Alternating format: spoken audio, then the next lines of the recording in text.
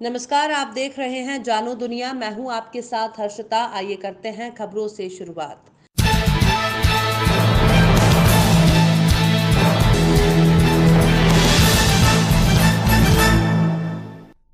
कटनी जिले की ढीमरखेड़ा तहसील मुख्यालय में विकासखंड स्तरीय चिकित्सा शिविर का आयोजन शासकीय बालकशाला में किया गया। इस शिविर में 447 दिव्यांगजनों ने पंजीयन कराया।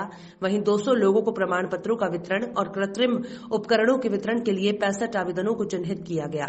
मेडिकल बोर्ड के अधिकारियों ने शिविर में आए दिव्यांगजनों को आवश्यक कृत्रिम अंग और सहायक उपकरण उपलब्ध कराने को लेकर प्रमाण पत्र जारी किए।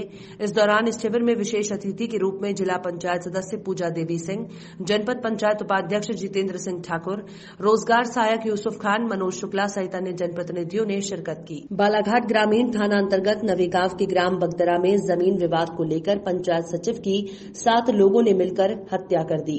अस्पताल चौकी पुलिस ने मृतक बसंत पिता गेंदलाल लिल्हारे के शव का पंचनामा और पोस्टमार्टम करवाकर शव परिजनों को सौंप दिया है। मृतक बंसत खमरिया पंचायत में सचिव है, जो सुबह अपने पुत्र रामगोपाल, पत्नी धनवंती और गांव के ही ट्रैक्टर चालक करण लिल्हारे के साथ खेत गया था।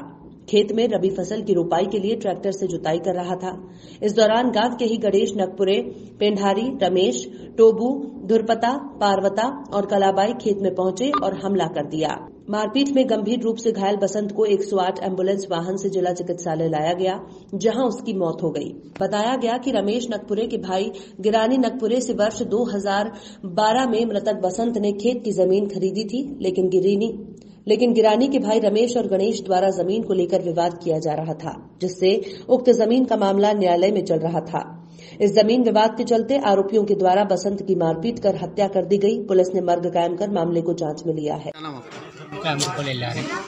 बताएंगे किनकी मृत्यु हुई है और क्या कारण है इनकी मृत्यु की? बाबूजी है। क्या नाम है? बसंत लिल्हारे। कहाँ रहते थे? बगदर। बताएंगे कैसा क्या हादसा हुआ इनके साथ में? खेत में गए थे जुताने। कब? लगभग 8 बजे। हाँ, फिर क्या हुआ? 8 बजे हम अपने खेत में जोतवा रहे थे। बाजू में गणेश, रमेश, धुरपता, पार्वता और कला और जो है पेंढारी नाम लड़का और टोबू, ये लोग जो है आए और हमला कर दिया, मारना पीटना चालू किया। यहाँ के मुझे आरोपी थे। किसका खेत है वो जिस पर आप लोग काम कर रहे थे? जी हमारा खेत है। तो फिर उन लोग ने क्यों हमला किया आपके पिताजी के ऊपर में? क्या है, उनने जो है ऐसे गवारी कल में पहले कई जगह जुता रहे थे। उन्हें भाई ने बेचे थे उनके, तो हमने खरीदी। जी गिरानी। हाँ। कब खरीदे थे आप लोग ने ये जमीन? लगभग 2012 मामला न्यायालय में भी चल रही थी। हाँ, पूरा केस से हम लोग जीते हैं। जीते हुए आप लोग? हाँ, पूरा केस जीते हैं। हमको जो है कोर्ट से ऑर्डर मिल जाए कि जाओ अपना काम करो भाई। इसके पहले भी तुम्हारे बीच में कोई लड़ाई झगड़ा हुआ था? जी हैं? नहीं, ऐसा कुछ नहीं हुआ। क्या नाम आपका? रामगोपाल लिल्हारे। मारपीट किए सर उन्हें लटवट से। क्या नाम है उन लोगों का? गणेश, रमेश, धुरपता, पार्वता, कला और पेंढारी और टोबू। ये सब कहाँ रहते हैं इन लोग? जी बगदरा।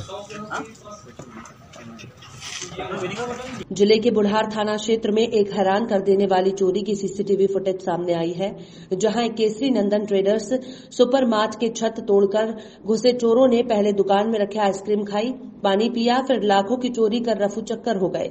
इस दौरान उनकी एक सब करतूत सीसीटीवी कैमरे में कैद हो गई। बुढ़ार थाना क्षेत्र स्थित केसरी नंदन ट्रेडर्स सुपर मार्ट के संचालक चंद्र प्रकाश के सरवानी की दुकान में अज्ञात चोरों ने दुकान के छत को तोड़कर दुकान में घुसे, जहां उन्होंने पहले वहां लगे सीसीटीवी कैमरे में बंद करने का प्रयास किया। इसके बाद पैंट उतारकर साइड में रखी आइसक्रीम खाई और पानी पिया, जिसके बाद दुकान में रखे नकदी और महंगी किराना सामग्री लगभग लाखों का माल पार कर फरार हो गए। इस दौरान उन चोरों की सारी करतूत दुकान में लगे सीसीटीवी कैमरे में कैद हो गई है। चोरी का शिकार हुए दुकान संचालक ने मामले की शिकायत बुढ़ार थाने में की है। सीसीटीवी फुटेज के आधार पर पुलिस चोरों की तलाश कर रही है। में अभी जानकारी मिली है कि केसरी नंदन ट्रेडर्स है बुढ़ार थाने पर, और उनकी दुकान पर देर रात चोरी हुई है और उस चोरी में सीसीटीवी फुटेज से भी कुछ चोरों की जानकारी प्राप्त हुई है। थाना बुढ़ार ने इस पर अपराध पंजीबद्ध करके विवेचना कर रहे हैं और आरोपियों को शीघ्र गिरफ्तार करेंगे। लापता बालक खिलेश उर्फ चीकू के अपहरण और हत्या कर फरार आरोपी राकेश साहू जबलपुर से गिरफ्तार किया गया। घटना के बाद से लांजी क्षेत्र में सनसनी फैली हुई है, लोगों में आक्रोश है। बालाघाट जिले के लांजी थाना क्षेत्र में 11 वर्षीय बालक को अगवा कर उसकी निर्मम हत्या किए जाने का संगीन मामला सामने आया है। बालक को निर्दयता से मारा गया था। उसके हाथ पैर मुंह को टेप से बांधकर प्लास्टिक की पानी की टंकी में बंद कर दिया गया था। जिस कमरे में लापता बालक का शव मिला, वो कमरा किराए पर लेने वाला आरोपी फरार हो गया था, जिसे पुलिस ने गिरफ्तार किया और पूरे घटनाक्रम की परतें खुल गई। घटना दिनांक से ही पुलिस जांच में जुटी थी, लेकिन आरोपी राकेश साहू पुलिस को गुमराह करता रहा और फरार हो गया। लांजी पुलिस ने मोबाइल लोकेशन और सीसीटीवी फुटेज के आधार पर राकेश साहू को जबलपुर से अरेस्ट कर लांजी थाना लाई और कड़ाई से पूछताछ की। राकेश ने पुलिस पूछताछ में अपहरण और हत्या की बात कबूल की। आरोपी राकेश साहू अपहरण कर फिरौती मांगने की फिराक में था। जानकारी के अनुसार आरोपी के ऊपर लाखों रुपए की उधारी थी। 13 वर्षीय बालक का जैसे उसको शव भी प्राप्त हो गया, तो कैसी क्या घटना है सब? 7 तारीख को रात में करीब 11 बजे के समथिंग थाने में रिपोर्ट आई कि अखिलेश नामक जो बच्चा है 11 वर्ष 7 माह का, ये अपने घर से सुबह 10 बजे के लगभग निकला हुआ था, लेकिन रात में पहुंचा नहीं है। तो उनके परिजन जो भी हैं, माता जी उसके और भाई जो है, लगातार शाम से उसकी तलाश कर रहे थे और लगभग 11 बजे के पुलिस थाने में उन्होंने आके रिपोर्ट भी की। इसकी रिपोर्ट कायमी की गई थी इसकी 363 की, और पुलिस भी लगातार इसमें छानबीन कर रही थी। इसमें 2 संदिग्ध जो थे वो उनके नजरिए से हमने जो है इसमें जानकारी जुटाने का प्रयास किया। तो संदिग्ध की निशानदेही पे आज खरगाल मोहल्ले में एक किराए के कमरे में बच्चे का शव बरामद हुआ है। घटना के पीछे क्या कारण था, क्यों उसको मर्डर किया गया, ऐसे कुछ जानकारी? अभी इस संबंध में कुछ विशेष जानकारी प्राप्त नहीं हुई, क्योंकि अभी तत्काल उनको संदिग्धों को अभिरक्षा में लेकर अभी पूछताछ भी नहीं की गई है। शव को पीएम के लिए भेजा गया है, तो अभी पूरी जो हमारी विवेचना टीम जो है उसी में लगी हुई है। किस टाइप से घटना किया, ये बता, उसको कैसे मारा है? अभी प्रथम दृष्टया जो मौके पर शव बरामद हुआ है उसमें बच्चे के चेहरे पर टेप लगाकर जो है उसे ड्रम में बंद कर दिया था। लग रहा है दम घुटने या अन्य जो भी है कारण जो पीएम में आएंगे उसके तहत जो है। डबरा की ये खबर पूरे देश को जागरूक करने वाली खबर है। डबरा में ठगों ने ठगी का एक नया तरीका इजाद किया है। डबरा में ठगी करने वालों ने दलित बस्ती के लोगों को 2.5 लाख रुपए सुअर पालन के लिए लोन दिलाने के नाम पर एमसील पर उनके फिंगरप्रिंट लेकर उनके अंगूठे के प्रिंट का क्लोन बना लिया है और मजदूरों के खातों में उनकी जमा पूंजी साफ कर दी गई है, जिसकी शिकायत दलित बस्ती के लोगों ने एकत्रित होकर डबरा पुलिस थाने में की है। वहीं पर मामला डबरा के मरघट रोड वाल्मीकि बस्ती का है, जहां पर डबरा के ही 2 युवक लोगों के पास आए और उन्हें पीगरी फार्म के लिए 2.5 लाख रुपए के लोन की स्वीकृति कराने का लालच देकर उनके दस्तावेज हथिया लिए गए। वहीं पर ठगी के शिकार हुए लोगों की बात माने तो उनका कहना है कि लोन का झांसा देने आए युवकों ने उनसे एमसील पर अंगूठे भी लगवाए थे। उसके बाद से बस्ती के लोगों के खाते से पैसा निकालना एक एक करके शुरू हो गया, जिसकी शिकायत सभी ने डबरा सिटी थाने में की है, जिस पर अब थाना प्रभारी विनय शुक्ला का कहना है कि ठगी करने वाले युवकों के मोबाइल नंबर लोकेशन करवा दिए गए हैं। जल्द ही पुलिस उन्हें गिरफ्तार कर सलाखों के पीछे भेजने वाली है। क्या नाम है आपका और क्या हुआ है आपके साथ? सर मेरा नाम है पूजा। ठीक है, मैं ना सर मतलब मैं अपने लिए ना धंधे के लिए है ना मैंने फॉर्म भरा था 2.5 लाख का। उन लोगों ने है ना ऐसे अफवाह फैलाई थी कि 2.5 लाख का है ना हम लोन दे रहे हैं आपको, ठीक है। इसलिए हमने ना अपने डॉक्यूमेंट्स दिए, भरोसे पे दिए थे। हम उनको जानते नहीं थे और है ना वो डांडे के रहने वाले हैं, हम तो जानते नहीं थे। हम तो लेडीज तब तो घर पे रहते हैं। हमने तो इसलिए है ना धंधे के लिए अपने मजदूरी के लिए हमने है ना फॉर्म भरे थे कि क्यों है ना हम धंधा डाल देंगे घर में। वो लोग धंधे के लालच में है ना उनने बोला था कि हम 2.5 लाख का है ना तुम्हें लोन दे रहे हैं, ठीक है।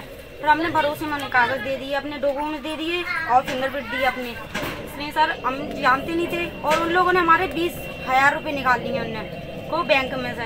हमें बाद में पता पड़ा है रात की टाइम नई साल वाले दिन 1 तारीख को कि वो रात के टाइम 10 बजे के टाइम पे हमारे 10,000 रुपये निकले हुए हैं। जिन युवकों ने आपको अंगूठे लगवाए थे उन्हें? सर ये वाल्मीकि समाज के लोगों के साथ कोई ठगी का मामला है सर, क्या मामला है?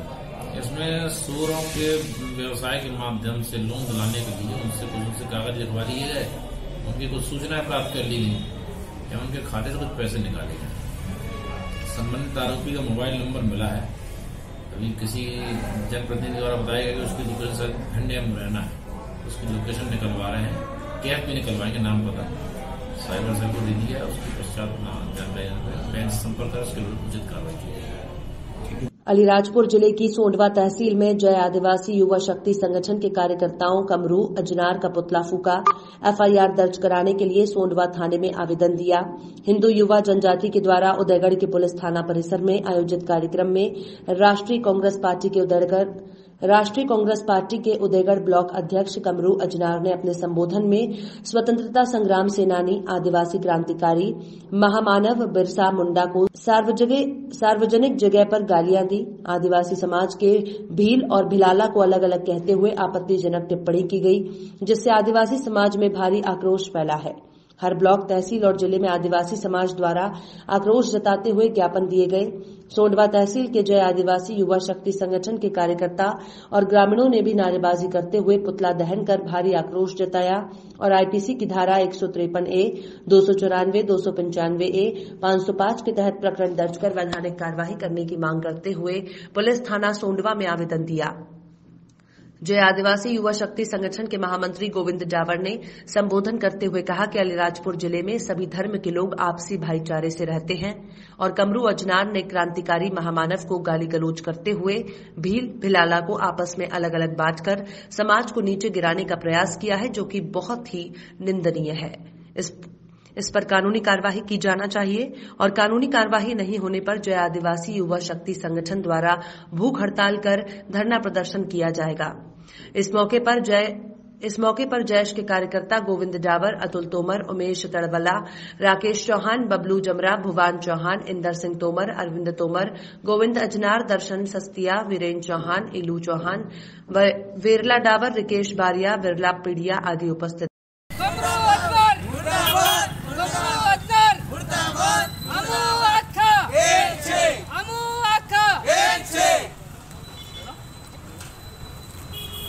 गाली देने वाले को जूते मारो साले को, गाली देने वाले को जूते मारो साले को।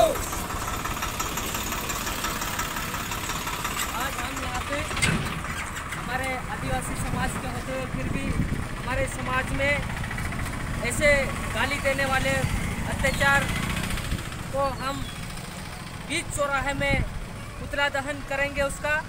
और हमारे महान क्रांतिकारी भगवान बिरसा मुंडा के ऊपर उन्होंने बहुत ही गंदी गालियाँ दी और हमारे जो अलीराजपुर जिले में एक समुदाय में विशेष जाति रहती है, उन जातियों को बांटने की कोशिश करी। भील, भिलाला, बारेला, इस प्रकार नंगी गालियाँ देने वाले को ऐसे कांग्रेस पार्टी को उनके साले को जूते मारो और उसका पुतला दहन करके हम और इस पे एफआईआर करने की मांग करी है।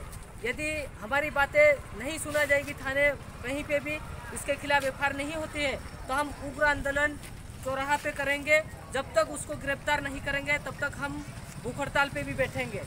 लगाओ चलो पेट्रोल। अरे गाली देने वाले को जूते मारो साले को, गाली देने वाले को जूते मारो साले को। कमरू अजनार मुर्दाबाद मुर्दाबाद, कमरू अजनार मुर्दाबाद मुर्दाबाद, कमरू अजनार मुर्दाबाद मुर्दाबाद, कमरू अजनार मुर्दाबाद मुर्दाबाद। हमू आका एक छे, हमू आका एक छे, हमू आका एक छे, कमरू अजनार मुर्दाबाद मुर्दाबाद।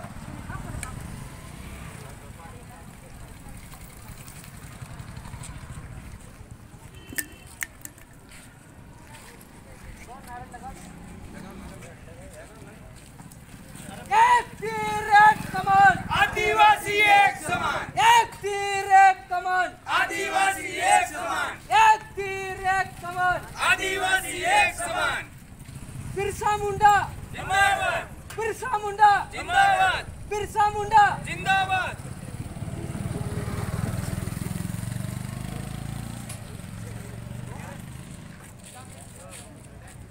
10 फरवरी दिन बुधवार भगवान ब्रह्मा की तपोस्थली नर्मदा तट नरसिंहपुर बरमान में मुख्य सीढ़ी घाट पर मां नर्मदा की प्रतिमा को मुख्य द्वार पर बैंड बाजों पर नृत्य करते हुए समस्त उपस्थित महिला पुरुष बच्चे बुजुर्ग श्रद्धालु जन शारदा मंदिर, रानगिर मंदिर, बड़ा मंदिर, खेरापति मठ सहित वरिष्ठ लोगों की उपस्थिति में कार्यक्रम प्रारंभ किया।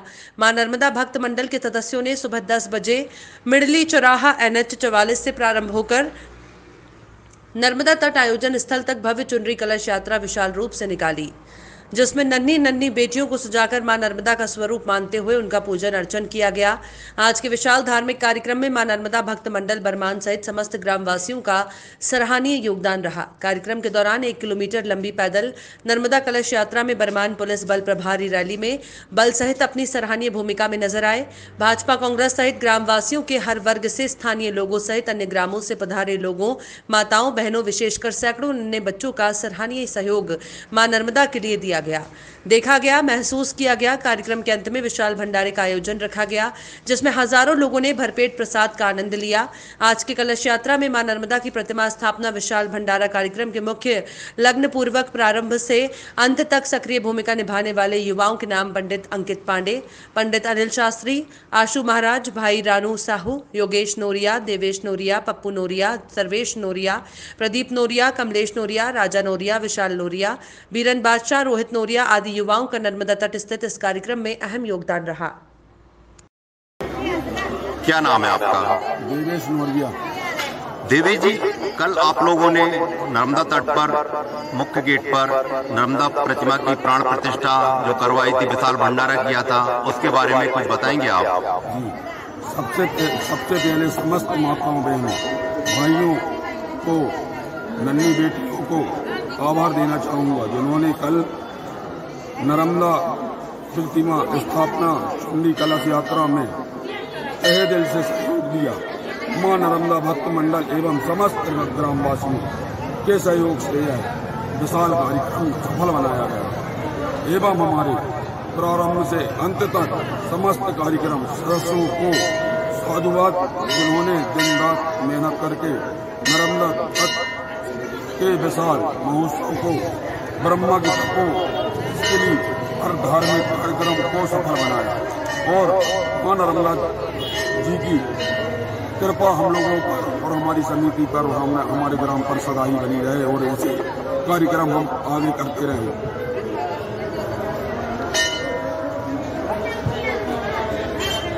रीवा जिले के गोविंदगढ़ थाना क्षेत्र में दिनांक 9 फरवरी 2021 की रात उस समय हड़कंप मच गया जब कचेर परिवार के साथ गुप्ता परिवार लोगों ने जमकर मारपीट की। कचेर परिवार की महिलाओं के द्वारा आरोप लगाया गया कि हम लोग मार्केट चले गए थे, तभी घर में घुसकर गुप्ता परिवार और उनकी फैमिली के द्वारा कचेर परिवार के बच्चों के साथ हाथापाई की गई, जिसमें बच्चों के शरीर पर चोट के निशान हैं और घर का सारा सामान बाहर निकालकर घर में ताला लगा दिया गया था। पीड़ितों की जमीन का मामला न्यायालय में पहले से चल रहा था। रीवा जिले के अतिरिक्त पुलिस अधीक्षक शिव कुमार वर्मा ने जानकारी देते हुए बताया कि गुप्ता समाज के लोगों के द्वारा मारपीट की गई, जिसके बाद आक्रोशित होकर परिजन गोविंदगढ़ सतना बेला मार्ग को बीती रात लगभग 3 से 4 घंटे तक जाम लगाकर बाधित कर दिया था। वहीं मौके पर गोविंदगढ़ पुलिस ने पहुंचकर परिजनों को समझाने का बहुत प्रयास किया, मगर परिजन थाना प्रभारी की बातों को नहीं माना, जिसके बाद तत्काल ही मौके पर इस बात की जानकारी रीवा जिले के पुलिस अधीक्षक राकेश कुमार सिंह को हुई, जिस पर रीवा जिले के पुलिस अतिरिक्त अधीक्षक शिव कुमार वर्मा अपने दल बल के साथ गोविंदगढ़ पहुंचकर परिजनों को समझाया, जिसके बाद परिजनों ने अतिरिक्त पुलिस अधीक्षक शिव कुमार वर्मा की समझाइश के बाद सड़क को खाली किया। वहीं गोविंदगढ़ पुलिस के द्वारा सड़क जाम करने वाले असामाजिक तत्वों के खिलाफ गोविंदगढ़ थाने में मामला दर्ज कर दिया गया है और दोनों पक्षों में 145 का मामला दर्ज कर दिया गया। जब तक न्यायालय में मामला चलेगा तब तक दोनों में से कोई भी नहीं रहेगा। 2 परिवारों का विवाद था, एक मकान को लेकर उसमें विवाद चल रहा था काफ़ी समय से। एक जो कचर परिवार के लोग थे वो उस मकान में रह रहे थे पहले से, और उनका एक जो भतीजा था उसी मकान में रहता था, जो काफ़ी पहले अपनी माँ के साथ चला गया था मानिकपुर। उसने आके वो मकान किसी गुप्ता परिवार को विक्रय कर दिया। गुप्ता परिवार के द्वारा जब उसमें निर्माण कार्य प्रारंभ किया गया तो उसमें विवाद शुरू हुआ। दोनों परिवार एक साथ वहाँ रहने लग गए। ये जो परिवारों में विवाद हुआ और उसके साथ गुप्ता परिवार की महिलाओं ने मारपीट की। मारपीट करने के बाद वो थाने ना जाके उसने चक्का जाम कर दिया वहाँ कुछ लोगों के उकसावे में आके। इस कारण से काफ़ी देर तक वहाँ चक्का जाम रहा। फिर उसके बाद महिला को जाके समझाया गया, मैं खुद गया था, महिला को समझाया, तुरंत उन्होंने हट गए। हटने के बाद ट्रैफिक चालू हो गया।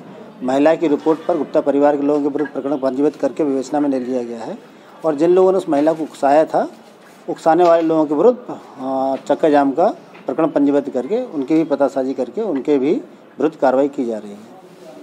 और शांति बनी रहे तो उसमें थाना प्रभारी के द्वारा 145 की CRPC के तहत कार्रवाई कर दी गई है और जब तक न्यायालय से उसका निराकरण नहीं हो जाता तब तक उस मकान का कोई यूज नहीं करेगा, ऐसे उनको हिदायत दे दी गई है। खबरों में फिलहाल इतना ही। आप देखते रहिए जानो दुनिया।